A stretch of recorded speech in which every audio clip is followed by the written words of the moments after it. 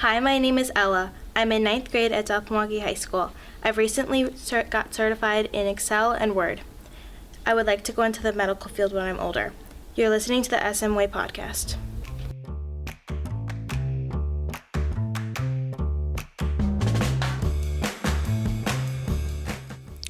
Thank you, Ella, for that introduction. I'm Dan Bader, Communication Coordinator for the School District of South Milwaukee. Welcome to the SM Way podcast. February is Career and Technical Education Month, and in this episode, we're delving into what career and technical education is at South Milwaukee.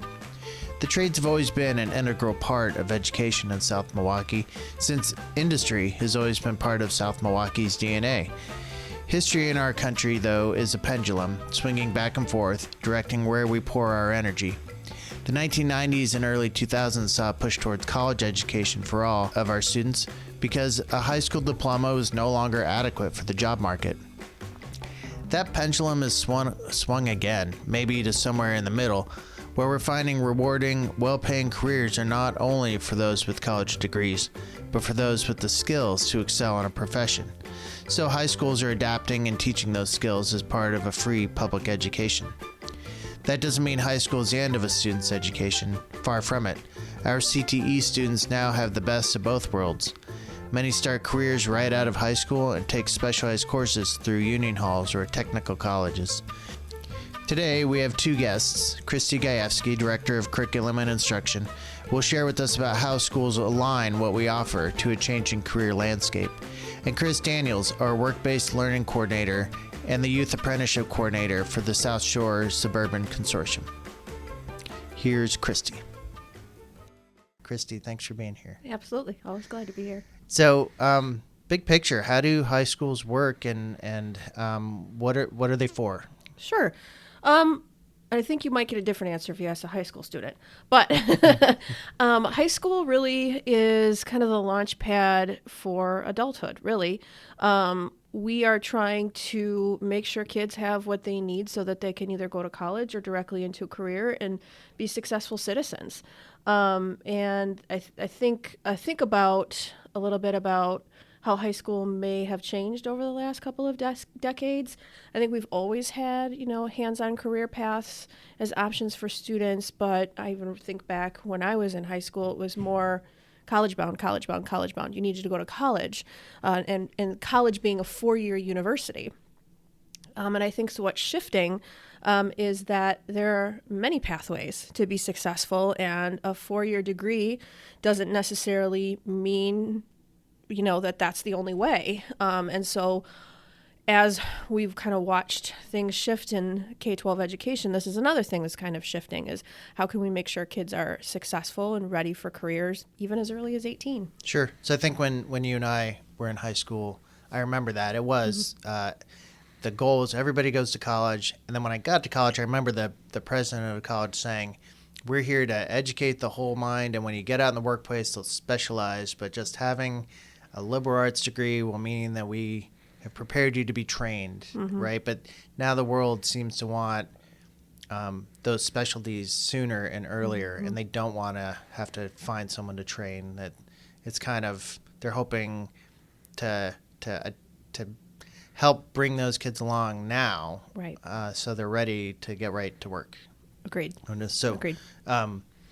And that's a big shift. Every time I have you on, we talk about how things have shifted. So the previous episodes, we talked about how education's shifting. Very specifically, we said how thoughts in reading have changed. And now we're talking about how, college or career preparation has changed. Absolutely.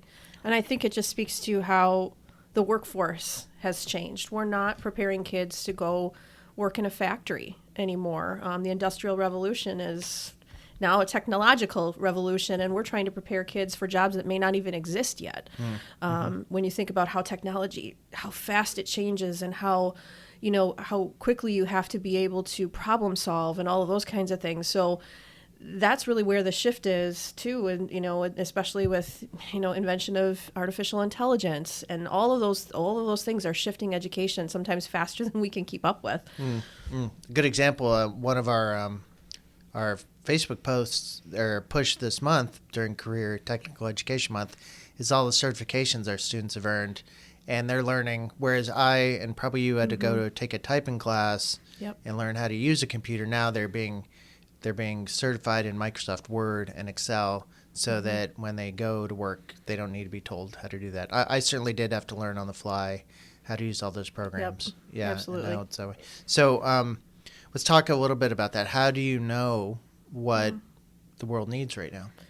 Well, actually, there's some different ways, and I think when you talk to Chris Daniels, he can probably speak a little bit more in detail about this. But what we do look at is like the labor market info. We get labor market info and what's needed in the area, and so there's a lot of different pathways in career and technical education that you can go. And some communities, for example, have agribusiness, and we don't because we're landlocked and not rural. So our programs, some mostly mirror what the labor market says in our area is needed. So we have more manufacturing and tech-based kind of pathways for students because that's the labor market in our area. Sure. So how do you develop, as curriculum and instruction director, how do you develop a program for that?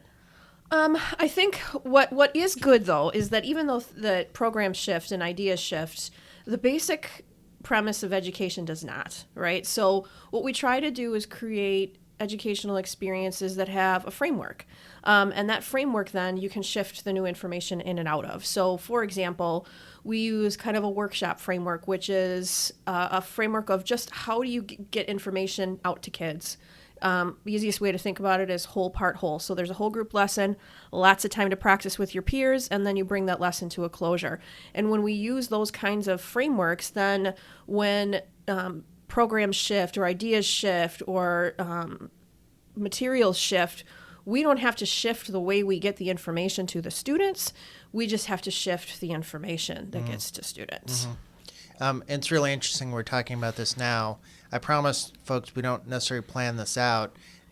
When we talked about STEAM education at the or STEM education at the middle school, what the high school teachers told them is that kids need to learn how to work together and get over disagreements and how to accomplish a task.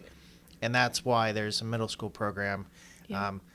Your fingers are probably in that, right? I mean, that's what you're hearing. Absolutely. I mean, I think it's all the way up through post high school.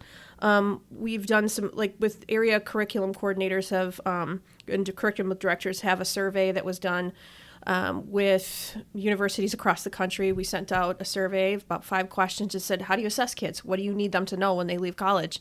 And it was basically the same thing that we hear all throughout the system is we need kids to be able to work together. We need to be them to be critical thinkers. And so that doesn't change across the system. And no matter what information or shifts out in the labor workforce shifts, those are some workplace skills that just have to be there. So that's what we work on K-12. Sure.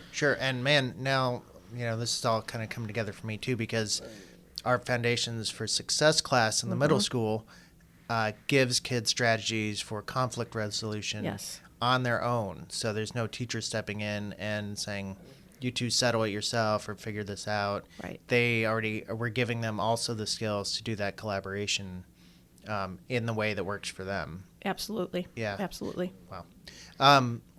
And so kind of talk about the high school's program, from your level. What do you see kids coming in, 9th grade? What do they see? So really it's, we try to all the way throughout, elementary, we're trying to give them the basic skills, read, write, math, some basic science and social studies, and then it's built upon in middle school. And in middle school, we give them a little more choice to try to, give them some exploration, opportunities to find some things that they like to do that maybe that's something they could make a career out of, maybe not.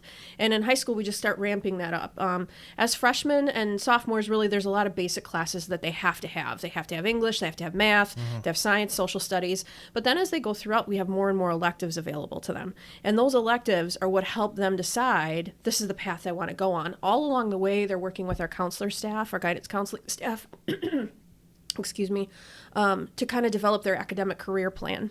And so they learn how to write resumes. They learn how to do all these things. But when they get to high school, they really start trying to figure it out a little bit and navigate. These are some of the things that I'm really interested in. And these are the potential careers that I could go toward if I follow this pathway. And so then they start scheduling their classes around that. electives around that, and then within some of those elective classes, then they earn the industry credentials, or they can take a dual enrollment class where they're earning credit at high school and college at the same time. So we're trying to open up the doors for them so that when they leave our doors and graduate, they have a wealth of opportunities at their fingertips. And I can attest to that. So I get to meet a lot of kids. Well, actually, I wish I got to meet more, but the ones I've met so far, one of ours is got a full ride almost to Vanderbilt, and she said that in 8th grade she took the course guide, and because of the kind of person she is, mapped it all out, even through COVID, to figure out how to get to the goal that she wanted, which is to be a doctor.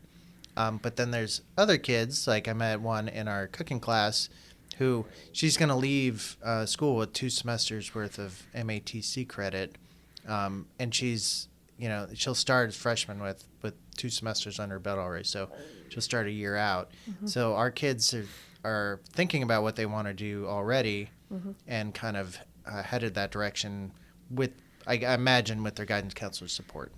Absolutely. And sometimes it's even the teacher support who teach in those career and technical education courses, because I think if you missed the board meeting last week, we had a student on who came and talked about how she had this opportunity to earn credits, and it was actually her teacher who said, "Hey, MATC is going to pilot this program. You've been taking a lot of my classes. You seem really interested. Would you like to try this program?" And she had tapped the shoulder on a couple of students, but a couple of other students were kind of nervous because that meant that they were going to be taking classes most of the day at MATC while still earning some of their high school credits. And this student that spoke to us at the board meeting shared that she is going to graduate with a technical diploma, so she'll have had 1 full year of MATC credit under her belt and have earned a technical diploma. And her before she earns her high school diploma, she'll get that diploma in May, and she'll get her high school diploma in June. So, wow, and that's it's paid for already, right? She hasn't had to pay, because once you leave here, you start paying. But the courses you take here that count, those are covered. So that's really interesting. And you talk about getting a teacher interest. One of the students we profiled in Bridges magazine in May last year, he didn't know what he wanted to do. He was bummed out after coming back from COVID, kind of lost some of his interest. And one of his teachers said, "Hey, have you ever thought about steam fitting?" And he's like, "I don't know what that is." And her husband did it. And it turns out we have a youth apprenticeship program, and he got involved, and he loves his career now. He loves, when I met him, I've never seen a kid so excited about his future. And his earning potential, and getting in the union and getting involved in that. So, I guess those teacher connections really matter too. Absolutely, and I have a personal connection with it too. My son, my second child, is graduating from high school this year, and he doesn't go to South Milwaukee, but he goes into another school district that has similar programming, and he was able to get a youth apprenticeship. Similar to the way our students have, and the company that he was apprenticing at hired him after he graduates, and then is going to be paying for his schooling to get whatever credentials, whatever things that he needs. And he's really excited. His earning potential is going to be more than his mother's after she graduated college for her first teaching job. He's going to be making more than mom did. Which I guess is the goal in life, right? It wasn't that way for a while, but I'm glad to see that it still can be. And so that kind of leads me to my next question. So as a system, we've had to align those things for students to be able to do that. Can you talk about how kind of the technical aspect of that works? Like if it's not just a high school degree anymore, right? There's things that we can tack onto it that are leaving. How does that even work? Yeah, so a lot of it starts with our educators. They have to also be certified in order to be able to be the ones that teach these classes, that are especially the ones that are dual credit with MATC or a UW school. So they will get the certification so that they can then teach the kids everything that they need to know in order to be certified. Usually it's just wrapped into their curriculum. Sometimes for certain students, if they don't have classes and things like that, sometimes it can be done through a study hall or an independent study, and usually there's some kind of exam that they have to take at the end of a standardized exam that gets them the credential. Interesting. And I will give a plug to summer school. I met students this summer who were getting their gym credits out of the way over the summer, so that they could take the classes that they wanted for those electives they could pick. Absolutely. So I guess the high school has ways to try to get their schedule aligned the way they need it to be. Yep. Because I kind of remember there being like, once you were on a path towards a certain degree, there was no flexibility in that. So yeah, in New York it's a regent's degree, but that's kind of where you were going, and there was not really electives that I remember that we could do. Yeah, and we're trying to be really flexible with that and add more electives along those lines, and with some of those, make sure that there are those credentialing opportunities as well. Yeah, and I would say it's not an either or thing either. That student headed to Vanderbilt was a certified nursing assistant because she knew that she wanted to go into the medical field, and so she'd figured out how to get that certification in her time here, which was really heavy on the science and math. Absolutely. To get where she was going. Yeah, fascinating. Well, thanks for your time. I'm really excited to talk to Chris next about the youth apprenticeship program and some of our certifications. But thank you for being here. Yeah, absolutely. Thank you. Chris Daniels, welcome to the podcast. Thank you so much. Happy to be here. Great. So your title is Work-Based Learning Coordinator for the School District of South Milwaukee and the Youth Apprenticeship Coordinator for the South Shore Suburban Consortium. That's a big title. What's the Work-Based Learning Coordinator? What is that? So that part's specific to South Milwaukee. It comprises about half my role here. And it's really working with our career and technical education teachers and our administrators to offer work programs to our students. Some of those traditionally people think of just outside, so co-ops, internships, things like that. But we also have youth apprenticeships, which is a state of Wisconsin program. But then there's also internal programs with work-based learning. So we run a school store, which includes a t-shirt production operation. And then we have another program in our tech ed department called Mission Control, where they do vinyl banners and signs and things for the schools and for people outside. So those are also work-based learning programs. In my career, I buy a lot of vinyl banners. So I can say that they are they are as good as any that I buy from a print shop anywhere else. And I've seen their operation. It looks just like a print shop. That's awesome to hear. That's what we're shooting for. So, So what are some of the fields that we teach about? I mean, we talk about career technical education, but Christy and I didn't really get into the very, specifics. I know we have construction. There's construction, but tell me, what other fields are there? Yes, when you speak of career and technical education, it's really our three departments here. So one is business and marketing.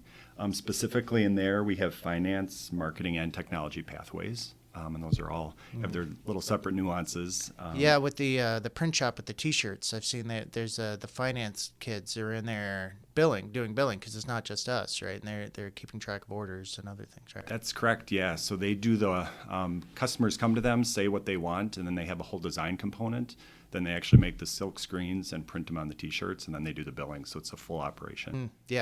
So there is a lot of overlap sometimes between these programs, but that's a wonderful thing too, because you learn to work on teams. So. Sure. Okay. So that was one pocket. Yep. So that's business and marketing. The other one is family and consumer sciences. So they have 4 different pathways.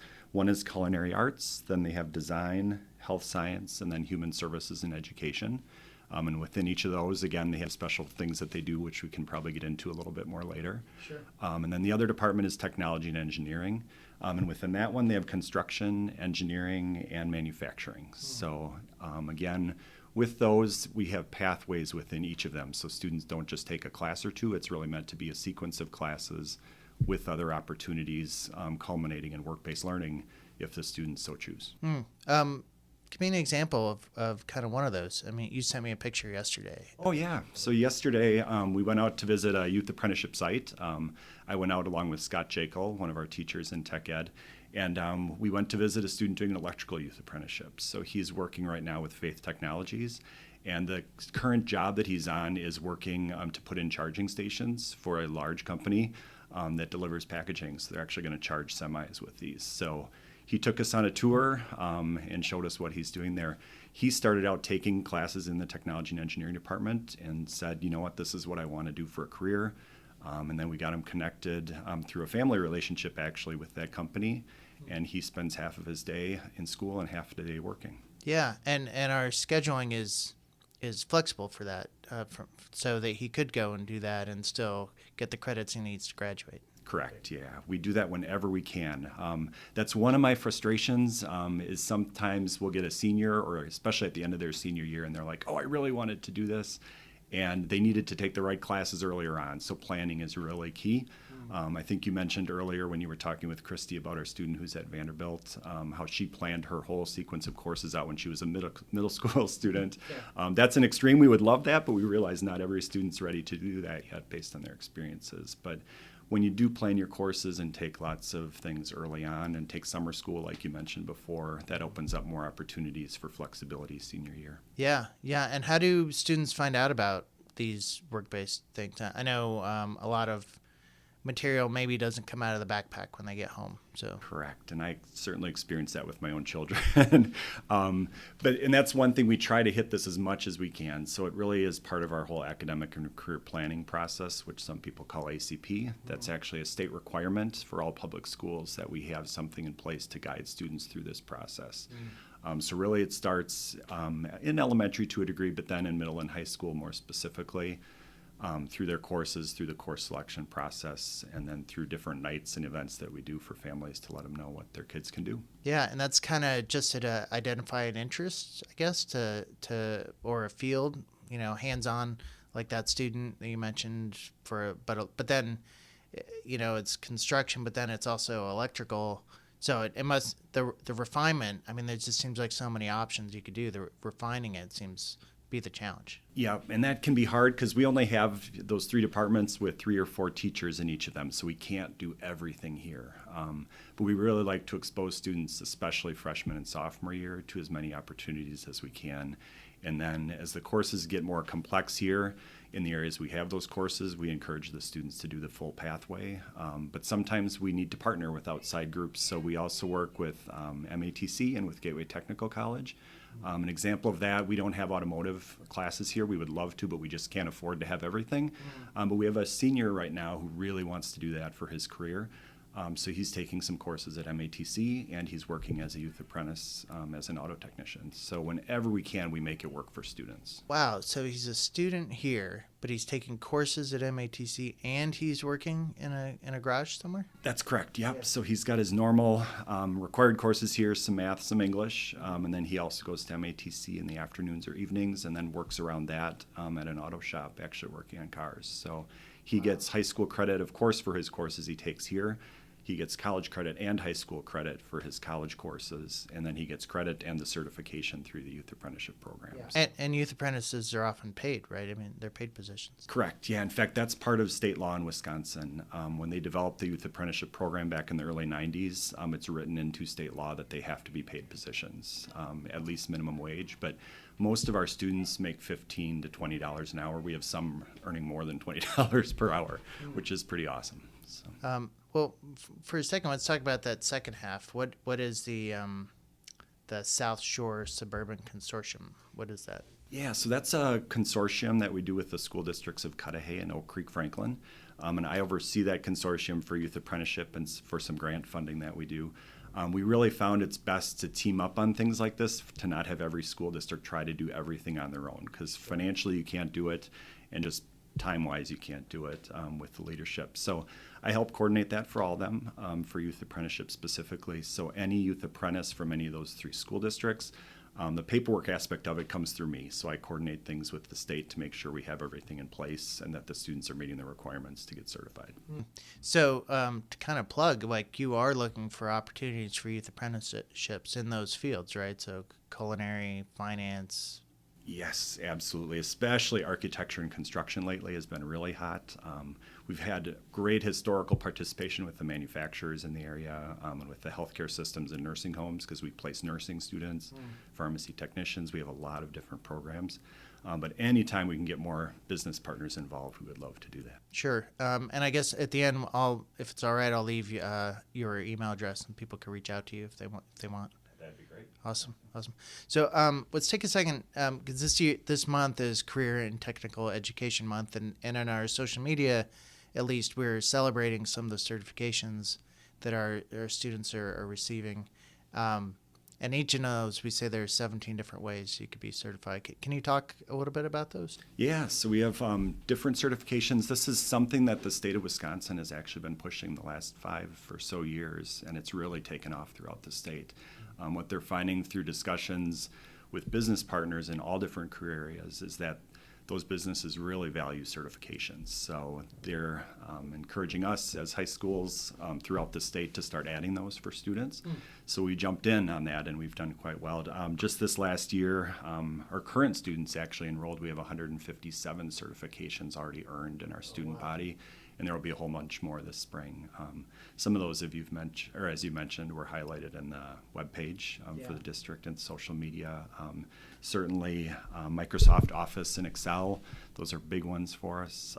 Word is another one. Yeah, Christy and I were saying that we just muddled through to figure out how Word works and all the things you can do. And there are people with varying levels of skill, but never thought about at the high school level having a certification for something like that.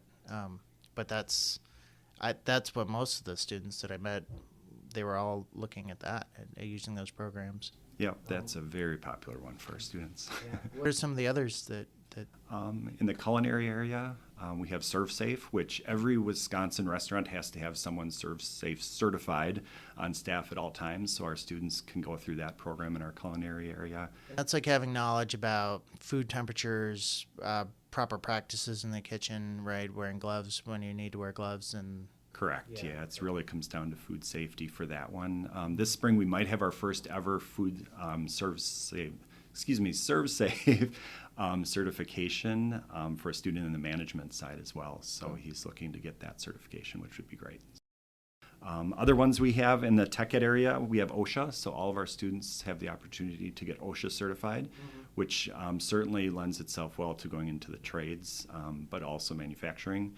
And some of those other areas as well. Yeah. And then saw blade, which is one specifically learning on cutting tools. So we have our first certified student in that this fall, which is one of our female students, which we were really excited about. Yeah. And what I've realized is that people lament that we don't have a wood shop, but there are picnic tables that our kids have built sitting in this building right now. It's still alive and well, isn't it? It is, and it's growing. That's a big area of student interest and of need in the region. That's another thing the state is really encouraging us to do, is to pay attention to regional trends of labor market data. So just this morning I was on a webinar about that, actually, with a local university that's pushing even more knowledge in that area, to make sure that what we're offering our students lends itself to something to them after high school. So we've really designed our programs to be in line with that. Yeah. So in my career, I've written about and I've explored how, this idea of school to work things, but I've never seen a practical pathway the way that we have here, and maybe it's just been a while since I've looked into it, but how do you, I guess it's through webinars like that and other ways, how do you communicate with industry as to what they need to prepare our students for that? We're fortunate in the Milwaukee area. There's a lot of groups like Milwaukee 7 that play a big part in this and support schools, as well as local trade groups. You're seeing that more and more. I've been doing this for over 20 years, and it's actually been really fascinating how it goes in line with the economy right now, with the job market just as it is in the state, when we're basically at full employment with under 3% unemployment. We get so many calls now from businesses really wanting to partner in any way that they can, and we love that. Unfortunately, we can't always meet their needs. We're at this point now where we have fewer kids than we have businesses, but we're always looking for new opportunities and trying to make those matches between our students and the businesses. Nice. And what we've kind of talked about what the opportunities are, but what are the results that our alumni are seeing, that the folks that leave and then go into the workforce, what have they told you about what it's like afterwards? I hear great things. It's been really a lot of fun. That's one of my favorite parts of my job, when you hear back from somebody who's found success. We actually, one of my very first youth apprentices here about 20 years ago, was in a finance program here. He was a finance youth apprentice, did the bank teller position, And after he graduated, he stayed with that credit union and got in the IT side of things. He's now the CIO for one of the largest credit unions in the state of Wisconsin. And his son goes here now, which is really fun too. So it's when you see something like that of how it started somebody's career off on a great path, it's very rewarding. But I would also add, I've seen students that go into nursing or other programs, and they get out there and they start working and they find they don't like it and change their career. And I think that's a success too. If they can figure that out when they're 17 or 18 years old before they're off to school or to doing other things, that's a big win in my book. So. Yeah. So we were talking before, I have an 11-year-old, who's coming up. I'm starting to think about college and career and after. And when I said before, but when I was in high school, the idea was go get a liberal arts degree and then they'll train you after. And that's not the way higher education works anymore, and it's not kind of what employers are looking for either. So the idea that you try something and stick with it for a little bit, get out into the world, work on it, and then maybe switch later before you're full into a career is something that I'm excited about, that for him to try, because it wasn't that way for us. Exactly. And I think credentialing plays a big part in that too. That's why we're doing that certainly here, but you also hear that in the adult world a lot too after people graduate from high school or even college, that you have to go back and get a new certification or credential to keep doing your job or to get a different job that you might like even more. So. And there are kids trying more than one thing, right? I mean, there's one student, Christina, that I wrote about last year that won the states in the Pro Start Cooking Challenge. She made a flan that she told me all about in her presentation and how that got her to the nationals. But then she went into nursing. She was going to go into nursing after. Yep, that happens a lot too, and that's the importance, I think, of trying these different things out in high school to see what really fits. Actually, a young man you mentioned earlier, Hunter, who graduated last year, who's a registered apprentice now in the trades. One of the things he explored in high school, the first time I met him, he was looking at culinary. He took classes in both areas because he had dual interests and skills in both areas, but then he found where he really fit. Wow. So I encourage students to do that as much as they can. Yeah, I mean, I've spilled a lot of ink about Hunter, but the exciting part about his story is that he was a little discouraged after the pandemic and didn't know what to do, and then, man, lit on steam fitting, and like I said, he was just so excited to be in a career. I know that feeling because I like my job, and I'm just excited to see it in someone his age. So, what's the earning potential of students, that maybe walk across as a graduation stage and into a career after? So depending on the program, of course, that makes a big difference. Although in all these career pathways that we've established are regional career pathways, which is another state program where they're encouraging students to pick things that are meaningful, that there's a lot of jobs in Wisconsin and a lot of need, but also have family sustaining wages associated with them. So all of the pathways that we've done that in here, we've done the research either individually or with the state to make sure that that our students can be on a pathway to do well and hopefully stay in Wisconsin and be good members of the state. Sure. So living wages is what we're talking about. We're not just feeding into a system where they won't be able to pay rent or something. That these are well-paying jobs that we're talking about. Correct. Yeah, and they also all have opportunities not only to work right away, but if students want to go on and continue their education, if they choose to do that, to take on different roles within that pathway, that they can do that too. So they're not dead-end roles or careers. Yeah, that's right. I meant to mention that before. Hunter, again, he's my main example for this. He had a lot of schooling to go through, even though he graduated. His was going to be in a union hall, but it was he had to learn what he was doing, move up that career ladder rather than, have spent 4 years and then started that again. He was starting right now. Yeah. Let's talk a little bit about those certified career pathways, because that's something we were excited about. It started last year. Tell me about it. Yes, that's another state of Wisconsin program where they identified things that are key to Wisconsin. And there are different pathways in different regions of the state. Right now there are 5 identified in southeastern Wisconsin, and we have 4 of those as our regional career pathways. So for us, that includes advanced manufacturing, architecture and construction, finance, and patient care. And to have a true pathway and to get certified, there's different criteria you need to meet as a school district. And Those are offering a sequence of aligned courses, which we do through all those programs, then offering the industry-recognized credentials or certifications, which we talked about earlier. Beyond that, though, and this is something we haven't really touched base on, is offering dual credits. So having the ability in each pathway to get college credits in addition to high school credits. So not just individual students like the ones we talked about before where in automotive you happen to take that, but it's built into it, where the classes that we offer here at the high school, they get college credit for. Sure. And that's at no cost to the student or families. So that's huge. And then to have work-based learning as a part of it. And then another thing we haven't discussed is to have career and technical student organizations. So we have clubs here tied to healthcare, to technology and engineering, to business, to marketing, having those different clubs tied into the program so students learn through that as well. Yeah, I saw the Society of Women Engineers last semester, in the spring, recruiting 8th grade girls to come and learn about it. So neat. So there's a culture and a club associated with the career that they might be going into. Yeah. And then the fun thing, I don't know if you were able to attend on Friday night, but we had the STEAM night in the school district. Actually, I remember seeing you there now. Yeah, I was there, but there was so much to do, and I meant to plug this earlier, that I never made it past the library. I didn't even get back to the Fab Lab. It was an awesome night.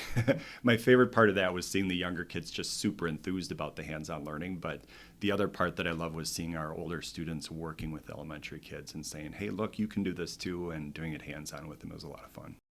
And you talked about curriculum aligning, and so we've talked already about how the STEM course in the middle school aligns to what the high school wanted, but also folks should know that there's some basic coding that starts happening in elementary school just to introduce kids to that and kind of figuring out how to solve problems that might lead to these STEM classes or STEAM, type things. Yeah. Yeah, our library program at the elementary level has done an outstanding job with that, getting coding opportunities in front of kids. And that's something we're actually talking about. We need to increase what we do now at the middle and high school because of that. So there's great things happening at the middle school with that, with the recent hire in tech ed over there. And now we're looking how we can add that as more opportunities at the high school for kids. So. Yeah. Well, Chris, thank you so much for being part of this and kind of filling our parents in. If you want to reach Chris to talk about a youth-based apprentice opportunity or want to learn more, it's cdaniels, DANIELS, at sdsm.k12.wi.us. Chris, thanks for being here. Thank you. It was a lot of fun. Thank you for listening to today's podcast. I hope it gave you a deeper understanding of the work that's happening in our schools. We value your feedback. Please share your thoughts about this podcast or any of our episodes, or if you have a question you think should be answered on an upcoming podcast, please email us at info@sdsm.k12.wi.us. A big thank you to our guests, Christy Gajewski and Chris Daniels, and to Ella, the freshman who gave us our intro. This has been the SM Way Podcast. We'll see you next time.